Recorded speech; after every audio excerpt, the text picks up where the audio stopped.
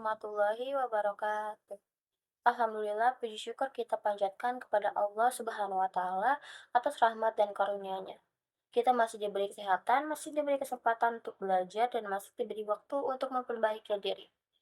Salawat dan salam semoga selalu tercurahkan kepada Nabi Muhammad SAW, teladan terbaik dalam setiap sisi kehidupan. Perkenalkan, nama saya Putri Jayanti dari Prodi Teknik Informatika kelas A1. Pada kesempatan kali ini, saya ingin berbagi kultum singkat dengan judul meneladani akhlak Rasulullah SAW di era digital. Zaman sekarang adalah zaman yang serba cepat. Informasi datang dari mana aja. Semua bisa kita lihat hanya lewat layar handphone. Tapi, di balik modern teknologi, kita juga dihadapkan dengan banyak tantangan. Tantangan yang seringkali kita tidak terlihat, namun sangat mempengaruhi akhlaknya dan sikap kita sehari-hari. Karena itu, meneladani akhlak Rasulullah justru semakin penting di era digital seperti ini. Kalau kita lihat kehidupan Rasulullah, akhlak itu luar biasa banget. Allah sendiri muji beliau dalam Al-Quran. Dan sungguh engkau Muhammad benar-benar memiliki akhlak yang agung.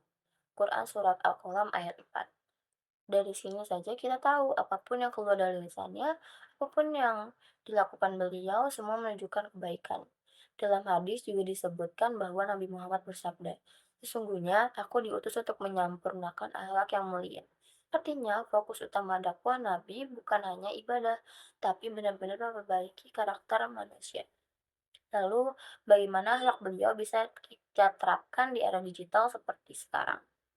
Salah satu tantangan yang paling sering kita temui adalah masalah informasi.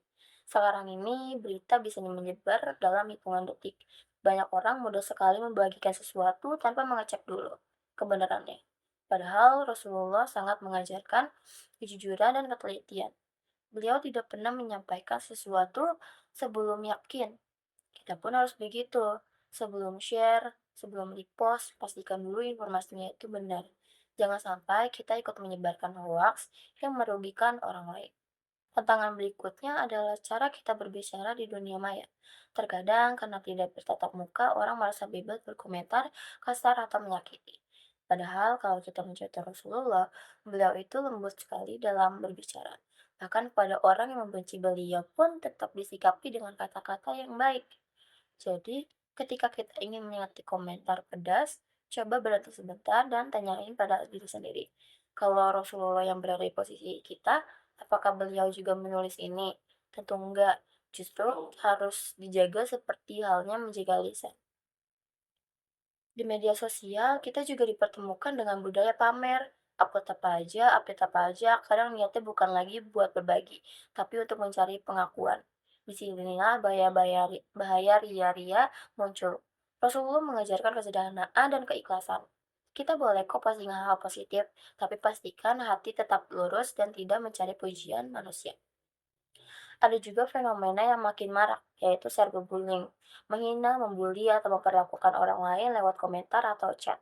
Rasulullah tidak pernah menyakiti siapapun, bahkan dengan kata-kata. Kalau kita benar-benar mencintai Nabi, kita harus berusaha keras untuk tidak menjadi bagian dari tindakan yang menyakiti orang lain, baik secara langsung maupun lewat media sosial. Selain itu, tantangan digital lainnya adalah distraksi. Seringkali waktu habis begitu aja karena scroll tanpa henti. Sampai-sampai lupa ibadah, lupa belajar, bahkan lupa ngobrol sama keluarga. Rasulullah punya kebiasaan yang mengatur waktu dengan sangat baik.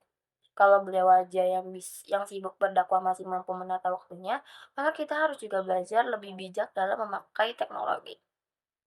Kalau semua nilai akhlak Nabi yang tadi kita sampaikan dibawa ke dunia digital, insya Allah teknologi akan menjadi ladang pahala bagi kita dan kita juga bisa memulai dari langkah-langkah kecil. Kayak ngecek informasi sebelum menyebarkan, memilih kata-kata yang baik saat berkomentar, dan menjaga privasi diri dan orang lain. Jika tidak ikut menyebarkan kebencian dan mengatur waktu ketika bermain media sosial. Teman-teman sekalian, sebelum saya menutup kultum ini, mari kita ambil satu pelajaran penting. Dunia digital memang luas, tapi setiap jejak yang kita tinggalkan tetap memiliki konsekuensinya. Akun boleh palsu, tapi amal kita tetap tercatat. Karena itu, jadikan alam Rasulullah sebagai kompas ketika kita berselancar di dunia maya. Kesimpulannya, meladani akhlak Nabi bukan hanya di masjid, bukan hanya ketika bertemu orang secara langsung, tapi juga ketika kita memegang handphone. Sebelum mengomentari sesuatu, sebelum memposting sesuatu, sebelum menyebarkan sesuatu, coba tanya pada diri sendiri. Apakah ini cerminan akhlak Rasulullah? Kalau enggak, berarti itu bukan jalan yang harus kita ambil. Semoga memudahkan kita untuk terus memperbaiki diri dan menjadikan teknologi sebagai sarana kebaikan, bukan sebaliknya. Sekian kultum yang bisa saya sampaikan. Terima kasih atas perhatian teman-teman. Wassalamualaikum warahmatullahi wabarakatuh.